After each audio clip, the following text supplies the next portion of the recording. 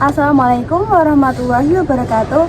Halo semuanya, kembali lagi di podcast kami bertiga. Perkenalkan, nama saya Umi Marfaatus Zahra dengan NIM akhir 0050.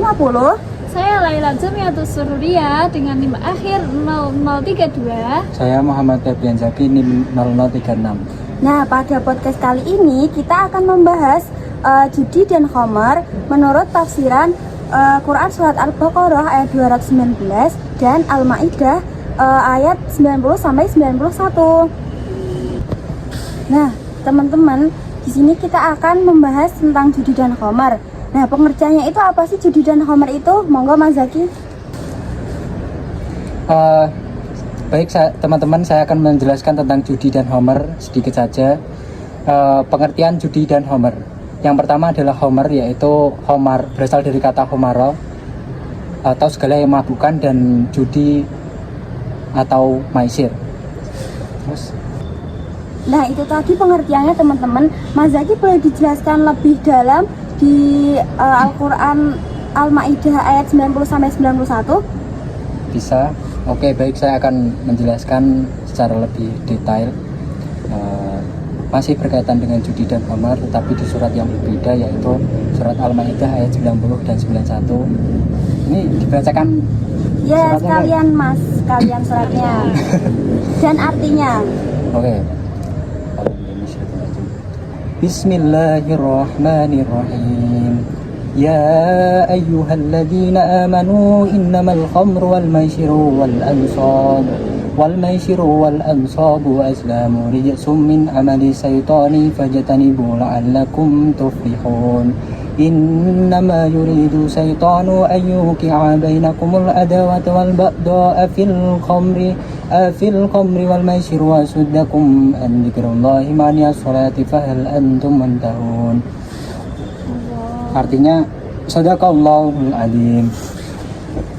Langsung saja ya teman-teman, nggak usah artinya. Jadi di surat Al-Ma'idah, di kedua surat Al-Ma'idah itu ayat 90 dan 91 itu Allah menjelaskan dan menegaskan larangan total terhadap judi, maisir, lalu khamar, atau segala yang mabukkan, lalu dan mengundi nasib dengan berhala atau azlam. Nah, karena semua itu adalah perbuatan rijs atau keji dan kotor, dan itu semua adalah tipu daya setan yang akan menjerumuskan kita ke dalam api neraka. Auzubillahi min dzalik. Dan Allah juga tidak hanya melarang kita untuk meminum dan melakukannya, tetapi Allah juga melarang kita untuk memerintahkan kita untuk menjauhi segala bentuk, segala sebab, segala aktivitas yang menjerumuskan kita ke dalamnya. Nah, para ulama tafsir sendiri seperti Ibnu Katsir, lalu Al-Qurtubi, As-Sa'idi, lalu At-Tabari sepakat bahwa ayat ini adalah pukulan keras kita pukulan keras terhadap kebiasaan jahiliyah yang menjadi landasan hukum universal sepanjang zaman. Lalu karena efek yang ditimbulkan itu bukan hanya merusak pola pikir ya, tetapi efek yang ditimbulkan itu sudah terbukti dari seluruh peradaban, maupun entah dari peradaban klasik sampai peradaban modern. Lalu Allah juga menjelaskan tentang judi dan khamar bukan hanya merusak akal pola pikir kita, tetapi juga merusak moral kita, menimbulkan konflik, menimbulkan kebencian terhadap masyarakat, lalu kurangnya harta, serta menjauhkan kita dari menyembah Allah Subhanahu wa taala dan menunaikan sholat. Karena yang sudah kita ketahui pasti orang Islam, ketika kita meminum khamar, ibadah kita atau sholat kita tidak akan diterima oleh Allah Subhanahu wa taala selama 40 hari.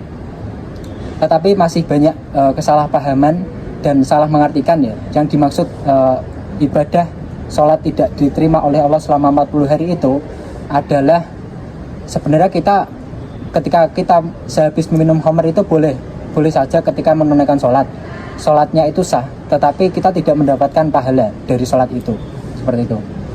Jadi tapi alangkah baiknya kita ketika kita sudah mengetahui hukumnya dan kita sudah diberi larangan oleh Allah Subhanahu wa taala, ya kita jauhilah gitu. Karena sesuatu yang dilarang oleh Allah itu pasti di belakangnya itu pasti ada maknanya tersendiri seperti itu. Dan dengan demikian secara keseluruhan Islam tidak memperbolehkan kita untuk merusak diri, merusak akal pola pikir kita, mengurangi harta kita, dan menjaga masyarakat dari kerusakan yang ditimbulkan dari judi dan homer. Jadi pesan saya, jauhilah larangan Allah yang sudah diberikan kepada kita dan lakukanlah apa yang diperintahkan Allah Subhanahu wa taala. Mungkin cukup itu. Saya kembalikan ke host. Nah, itu tadi pengertian judi dan khamar di Al-Quran surat Al-Ma'idah ayat 90 dan 91. Nah, sekarang kita masuk ke pembahasan di surat Al-Baqarah ayat 219 yang akan dijelaskan oleh Mbak Laila. Monggo Mbak Laila. Jadi Allah itu berfirman dalam Quran surah Al-Baqarah ayat 219 yang berbunyi A'udzubillahi minasyaitonirrajim. Bismillahirrahmanirrahim. Yas'alunaka 'anil khamri wal maisir. Qul fihima itsmun kabirun wa manafi'u lin-nas wa itsmuhuma akbaru min naf'ihima. Wa yas'alunaka madza yunfiqun. Qulil 'afwa kadzalika yubayyinullahu lakumul ayati la'allakum tatafakkarun. Allah. Subhanallahul 'azim. Insyaallah. Jadi di dalam Quran surah Al-Baqarah 219 ini Allah itu bilang tidak 100% bahwa judi dan khamar itu haram. Jadi manafi'ul linnas, ada beberapa manfaat bagi manusia. Nah, manfaatnya itu apa Mbak Laila? Bisa dijelaskan lebih detail? Jadi seperti judi itu manfaatnya itu kayak kita itu bisa menang banyak karena kan taruhan itu ya. Nanti kita bisa mendapat cuan banyak kan gitu. Lalu khamar itu ketika kita mengonsumsinya itu kita itu bisa meredakan stres atau bisa kita bikin bahagia, tergantung apa yang kita situasi dan apa yang kita minum tersebut. Nah, tapi di sini itu Allah menegaskan wa itsmuhuma akbaru min naf'ihima. Jadi itu dosanya itu lebih besar daripada manfaatnya itu kan gitu. Karena apa? Yang pertama, kita itu bakal rugi finansial. Nah, siapa yang paling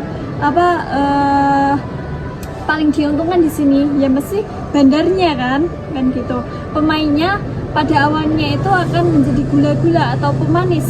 Nah, pada akhirnya uang mereka kemana kan gitu kan? Hutang di mana-mana, lalu harta benda itu bisa ludes kan gitu. Lalu yang kedua itu rusaknya hubungan sosial kan gitu. Orang yang kecanduan judi dan khamar itu akan menjauh dari keluarga atau lingkungan sekitar kan gitu. Banyak artis yang yang rusak keluarganya karena ini. Contohnya contohnya Ahmad Zhoni dan Iris Bella. Kan mereka kan cerai dikarenakan menjadi pengonsumsi narkoba ini kan. Nah, lalu yang ketiga ini yang paling bahaya karena rusaknya spiritual dan diri sendiri kan gitu. Tujuan kita hidup itu untuk apa sih kan gitu. Tujuan kita itu untuk hidup kan untuk beribadah kepada Allah. Nah, waktu yang seharusnya untuk beribadah malah dibuat tadi main judi atau khamar itu. Jadi perlahan itu kita akan menjauh dari Allah Subhanahu wa taala. Yang dijelaskan oleh Mbak Laila tadi itu kan pengertian judi dan khamar di Quran Al-Baqarah ayat 219. Nah, itu kan yang zaman dahulu ya Mbak. Terus yang versi terbarunya itu ada nggak? Ada, contohnya khamar. Kalau zaman dulu kan khamar kan berbentuk khamar kurma, khamar madu, khamar gandum dan lain-lain. Nah, kalau versi terbarunya ini ya seperti yang kita lihat ini, ada arak, ada win, ada bintang, ada gedang kelutuk dan lain-lain. Lalu yang judi, kalau judi zaman dahulu itu seperti taruhan, kayak tebak cuaca gitu. Jadi kayak umpamanya lagi mendung nih, aku sama kamu, ayo taruhan iki kok kira-kira udan ora kan ngono to. Nah apa meneh udan kan kita udah nganu uang nih semuanya lah, terus nah apa meneh udan aku menang, nah enggak udan apa Berarti aku kalah. kamu kalah gitu.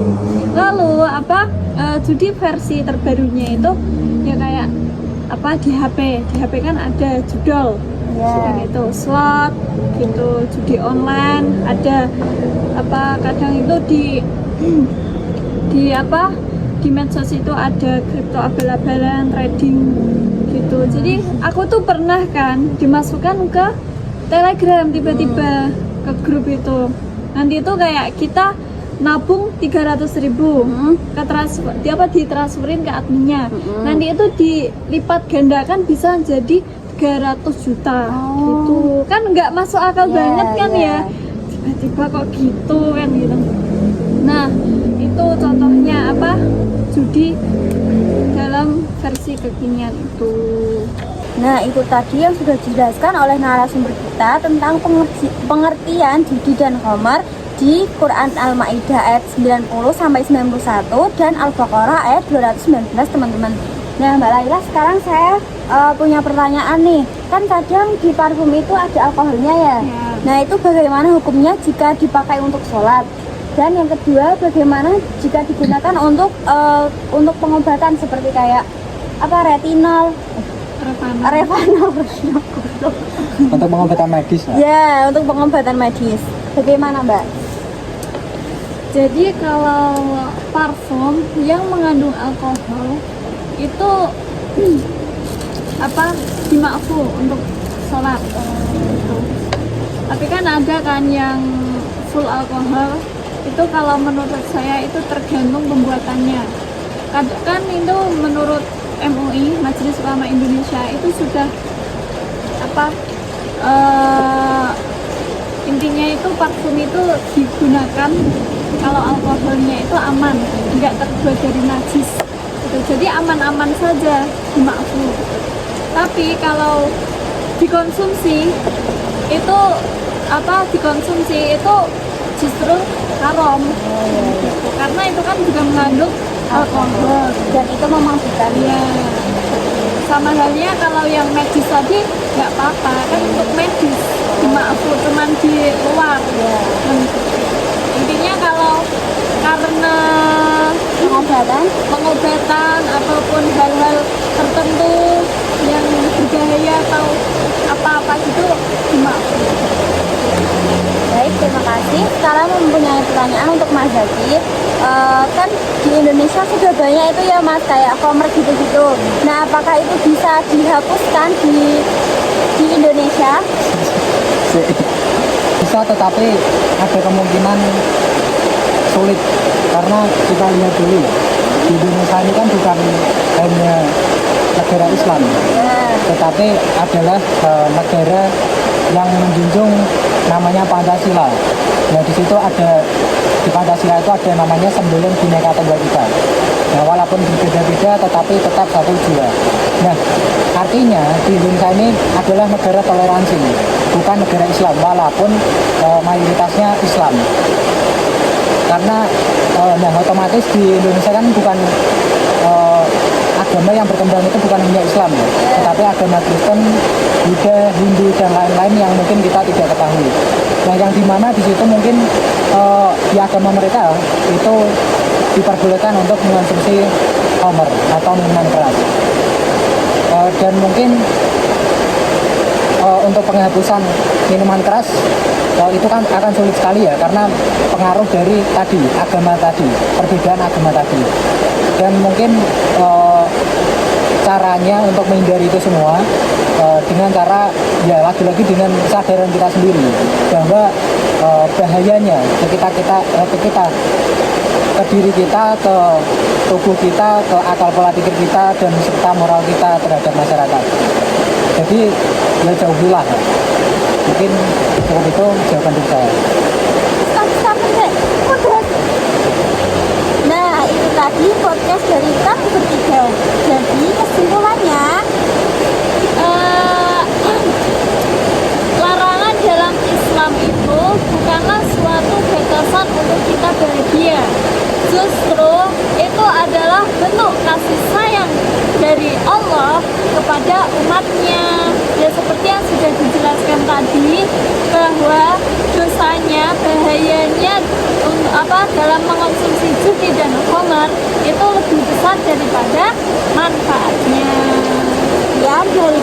Wassalamualaikum warahmatullahi wabarakatuh.